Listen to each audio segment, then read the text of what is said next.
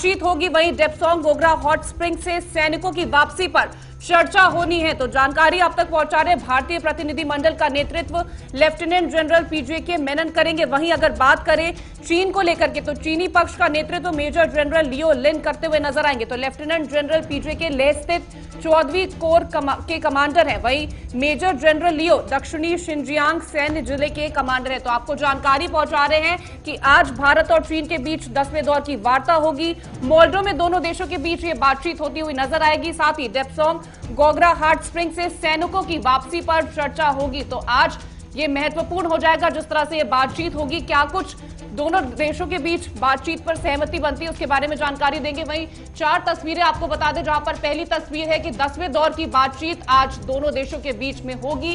क्या कुछ नतीजा निकलेगा वो बेहद महत्वपूर्ण हो जाएगा। वहीं अगर दूसरे तस्वीर की बात करें तो डेप्सांग गोगरा पर चर्चा होगी कि वहां से किस तरह से सैनिकों की वापसी होगी, किस तरह से इस पर दोनों देश सहमति बनाते। बात अगर तीसरी तस्वीर की करेंगे तो सामने एक और नया वीडियो आया है जिसको लेकर के भी हम आपको जानकारी देंगे। और साथ ही कल चीनी सैनिकों ने अपने जिस तरह से उनके सैनिक मारे गए थे उस बात को भी कबूला है। तो जिस तरह से लगातार ये 4 तस्वीरें हैं जिन पर हम जिक्र करेंगे, बात 10वें दौर की भी करेंगे और बात उसकी भी करेंगे जिसको लेकर के जो हिंसक झड़प हुई थी भारतीय सैनिक और चीनी सैनिकों के बीच, जिसके बाद से लगातार चीन ये बात कबूलने से मना कर रहा था कि उसके भी सैनिक मारे गए। लेकिन कल चीन की तरफ से इस बात को कबूला गया है, भले ही वो बात झूठी हो लेकिन फिर भी चीन की तरफ से इस बात को कबूला गया है कि हाँ उसके भी 5 सैनिक मार गिराए गए थे भारत की तरफ से। तो जानकारी आप तक पहुंचा रहे हैं, 4 तस्वीरें आपको टीवी स्क्रीन पर दिखा रहे हैं और ये भी बता रहे हैं कि आज जो बातचीत होगी वो कैसी होगी। तो 10वें दौर की वार्ता आज है। सबसे पहले गोगरा और हॉट स्प्रिंग्स के मामले को